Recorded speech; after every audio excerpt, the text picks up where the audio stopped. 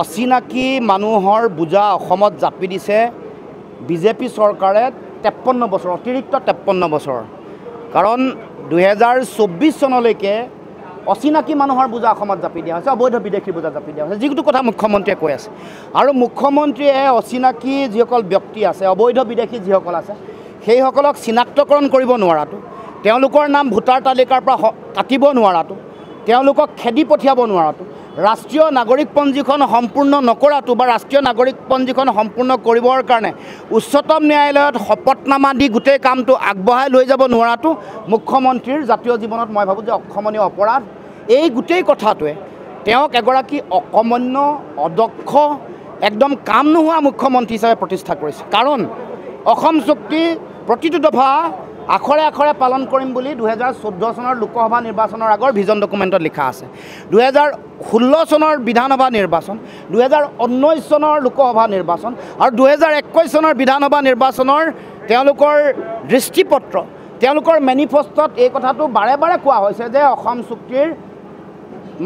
চুক্তিৰ প্ৰতিটো দফা নিৰ্দিষ্ট সময়সীমাৰ ভিতৰত কাৰ্যকৰী কৰিব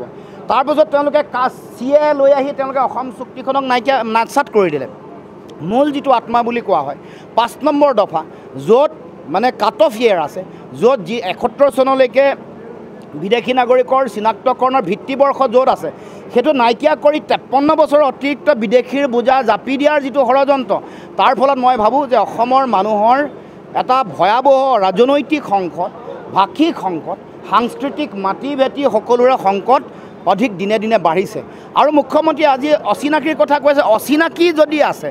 অচিনাকি মানুহৰ কাৰণে ভাষাৰ যদি সংকট হৈছে আমাৰ যদি অৰ্থনীতিৰ সংকট হৈছে যিবোৰ ব্যৱসায় কৃষি কাম কাজ তেওঁ কৰায়ত্ব কৰক তেওঁক আমি কি কাৰণে দায়িত্ব দিছোঁ তেওঁকতো বাগান কিনিবলৈ দায়িত্ব দিয়া নাই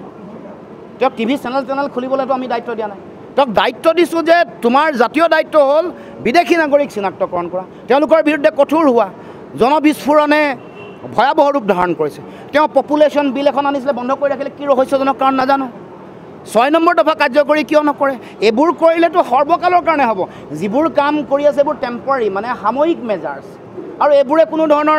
লাভ দিয়া নাই এইটো কেৱল মাত্ৰ ৰাজনৈতিক লাভালাভ বা ৰাজনৈতিক মুনাফাৰ এটা অস্ত্ৰ হিচাপে ব্যৱহাৰ কৰিছে আমাৰ পাৰ্মানেণ্ট সলিউশ্যনৰ ৰাস্তা অসম চুক্তিৰ 6 নম্বৰ দফা কাৰ্যকৰী কৰক ৰাষ্ট্ৰীয় নাগৰিক পঞ্জী উন্নীতকৰণ কৰক ভাষিক সাংস্কৃতিকভাৱে ৰক্ষা দিবৰ কাৰণে সকলো বিধি দিয়া আছে হৰিশংকৰ বৰ্মৰ প্ৰতিবেদন কাৰ্যকৰী কৰক মাটি ভেটি সৰ্বকালৰ কাৰণে ৰক্ষা হৈ যাব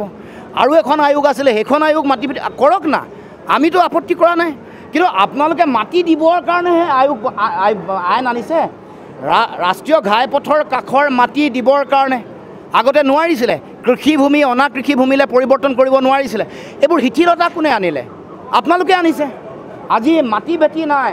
চাহ বাগিচাৰ মানুহৰ মাটি ভেটিও নাই খিলঞ্জীয়া থলগিৰি মানুহৰ হাততো পট্টা আৰু মানে হেৰি নাই ম্যাদী পট্টাও নাই পট্টা নথকাকৈ বহুত মানুহ আছে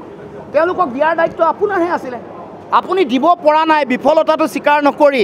এইটো দুখ বেলেগ এটা দলক জাপি দিলে নহ'ব দুখ বেলেগে কাম কৰিব নোৱাৰাৰ কাৰণে আপোনালোকক আনিছে শাসনত আপোনালোকেও কৰিব পৰা নাই গতিকে সেইকাৰণে মই ভাবোঁ যে অসমৰ ৰাইজক ন্যায় দিয়াত অসমৰ ৰাইজৰ যিটো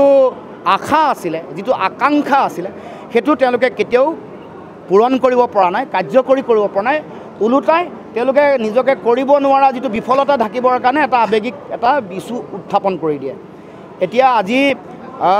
শ্বহীদসকলৰ পবিত্ৰ স্মৃতিত যিটো সৌধ বা স্তম্ভ বা শ্বহীদ বেদী প্ৰতিষ্ঠা কৰিছে তাৰ কাৰণে ধন্যবাদ জনাইছোঁ কিন্তু একেলগে অসম চুক্তি ৰূপায়ণ কৰিব লাগিব একেলগতে 6 নম্বৰ দফাও কাৰ্যকৰী কৰিব লাগিব ৰাষ্ট্ৰীয় নাগৰিক পঞ্জী উন্নীতকৰণ কৰিব লাগিব মাটি ভেটিও ৰক্ষা কৰিব লাগিব মাটি ভেটি আমাৰ জনজাতীয় মানুহৰ মাটি বেলেগক দিবটোতো কোনো কাৰণতে হ'ব নোৱাৰে জনজাতীয় মানুহ 6 শিডিউল এৰিয়া এইবোৰত মাটিক লৈ যিখন আইন সেইখন আৰু কঠোৰ তাতে যেতিয়া দিছে আপোনাৰ মোৰ জেগাবোৰততো আৰু সহজ মাটি ভেটি দিবলৈ